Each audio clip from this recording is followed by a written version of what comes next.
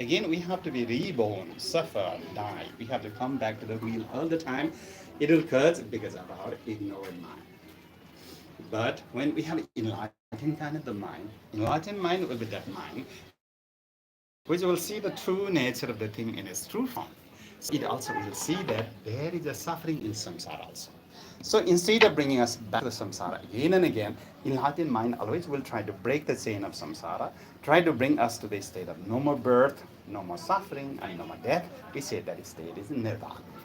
So our try will be breaking the chain of samsara, bring us to the state of nirvana, not to suffer anymore.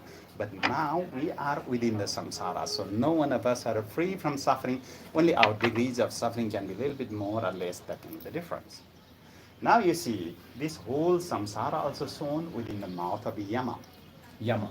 Don't confuse, I'm not saying Yamaha, I'm saying Yama without ha, okay? Gotcha. So Yama. here Yama is supposed to be the time and the death and the whole the samsara shown within the mouth of him means we are mortal, one day we have to die for sure, but not today, one day. Okay? So now you see this whole samsara also divided into 6 states. You see this is heaven, semi-god, normal human life, animal, phantom, and hell lives. Within these 6 states also we define upper 3 parts compared to the better, down 3 parts worse. So in general we say that good one will go up, bad one will go down. There is a 50-50 possibilities of going up and going down. Then question arises that what makes us good and what makes us bad again. We become good or bad not because of others, because of our own 3 negative feelings. Those 3 negative feelings are represented by these 3 animals in the center. You see the pig, rooster bird, and the snake here. Here, pig is symbolic of ignorance, bird is desire, and a snake is anger. In this sense, ignorance means not knowing the true nature of the thing in its true form is ignorance.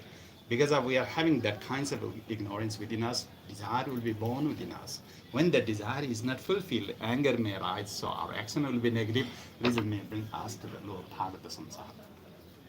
When we are more or less free from these 3 negative feelings, our action will be comparatively positive, result may bring us to the upper part.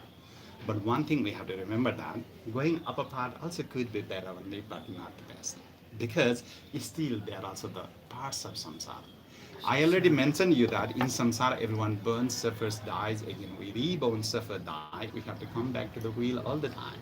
So instead of going up and coming back to suffer again and again, our try will be to be completely free from ignorance, desire, and anger, breaking the chain of samsara, bring us to the state of nirvana where there is no more birth, no more suffering, and no more death. So we will be completely free from suffering. This is the kind of belief they do in the countries like Sri Lanka, Myanmar, Thailand, where they practice Theravada tradition of Buddhism. In this tradition, the ultimate goal is nirvana, because in normal life of existence, they see the suffering, not to suffer anymore. They try to break the chain of samsara. They take their ultimate goal to be in the state of nirvana. Once they are in nirvana, means they're supposed not to coming back anymore in normal life of existence. But now you are here in Nepal. But we are talking that tradition of making this tanka is coming from Tibet. What do they believe in Nepal and Tibet? Let me highlight a little bit more on this basis. Okay? So here in Nepal, Tibet, they mainly practice Mahayana or Vajrayana traditional Buddhism. In this tradition also they think nirvana is good, coming back to samsara is suffering. Only one more thing they think more is that suppose you both are very good, I'm also good, every good one will go to nirvana means we are not coming back anymore in normal life of existence. Imagine that if every good one already there, who may help the rest? This is the problem. So that is the reason in Nepal and Tibet tradition, though they think nirvana is good, coming back to the samsara is suffering, but to help others, they still try to come back again and again. Those who comes back to help others, they are known by the name of bodhisattva. In this tradition, any one of us also may come back as a bodhisattva. For these kinds of bodhisattva, always others' liberation will be the first priority than the self. That is the reason they are always ready to accept the suffering of Good, samsara. very good.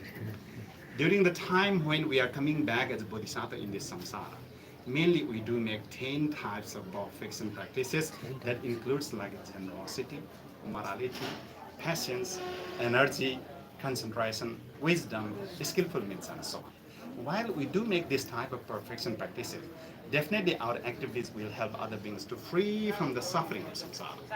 Meantime, in Nepalese and Tibetan tradition, one very, very interesting thing what they believe is that every living beings, including you as well as me, are also potential Buddha. For them, you have potentiality to be Buddha. I have potentiality to be Buddha. Every living being has that potentiality to be Buddha. Because they believe every living being has got something, a special thing within them. That special thing they have given the name of Tathagata Garbha in Sanskrit. In English, they have given, you can translate it as a Buddha nature. So, though it is tiny, you have got that Buddha nature. I have that Buddha nature. Every living being has got this Buddha nature. So, from very beginning, we all as a Buddha. Just only our Buddha nature at the moment is in the condition like there is a diamond, but covering with the mud. When there is a mud, though it is diamond, will not recognize it is as diamond. Same way, we also have Buddha nature, which is covered with the defilements like ignorance, anger, pride, jealousy, and so on. So, until and unless our Buddha nature is not completely free from these defilements, though we are potential Buddha, will not recognize that we are also Buddha. But one good thing in this tradition is that they know Nirvana is good, but still they refuse to go to Nirvana because they wanted to help to others. To help others, they come back as Bodhisattva. When they are Bodhisattva, they always try to do good to the others. When they are doing more and more good things to the others, it is believed, slowly, slowly, slowly, it cleans their own Buddha nature also. One day it can be completely clean. That is the day, if you are the Bodhisattva, you are the Buddha also. Then confused when I say the Buddha means Siddhartha Gautama, who born 2,500 years back in Nepal. I mean, realize the state of me may arise in you, in me, or in any living beings. Also, don't confuse like in daily life. Suppose you are Buddha today and I'm Buddha today. First, what we'll say? We'll say, wow, I'm Buddha and be proud of that. It may not happen for the case of Buddha. Because until one being Buddha, all the egos of us will be completely gone, all the defilements will be completely gone. We'll have a complete realization. So we'll be cool Buddha, and again we try to help others. This is the kind of motivation they have in Nepalese and Tibetan tradition about their normal life of existence. So their lifestyle is guided with this type of motivation. So this is my simple understanding of wheel of life in Nepalese and Tibetan places. Thank you very much for your listening.